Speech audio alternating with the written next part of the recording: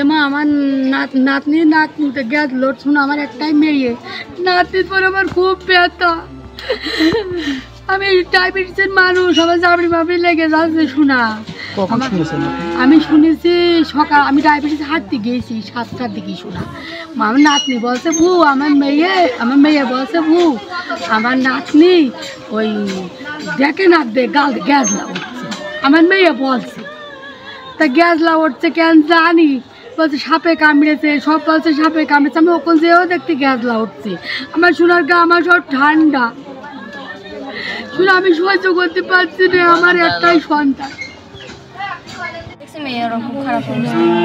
কি হচ্ছিল মানে কোনো সমস্যা আমি বুঝতে পারিনি।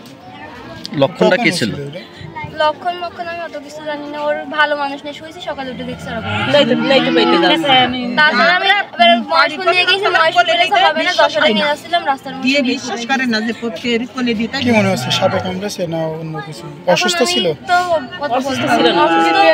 অসুস্থ হয়, ডাক্তার দেখানো হয়। রাত্রে দেখে যে 3টার দিকে এই সাইড মানে দেখে যে মশারি এক করলে বেঁধে গিয়েছে, তুইলে দেখলাম যে মনে হচ্ছে ভয় ভয় মতন মনে হচ্ছে। আর ওখান থেকে সকালে আম্মু ডাকলাম, দেখালাম, দেখে টাকা দিয়ে বললাম নিয়ে যেতে। যখন মনে হচ্ছে যাইলাম চোখ কুকুর হিয়ে কাছে মনে হচ্ছে ভয় লাগা মতন হচ্ছে। তারপরে ওখানে মুখ দিয়ে খেঁচুনি হাসছে আর মুখ দিয়ে গ্যাস লাগাটার মতন হচ্ছে।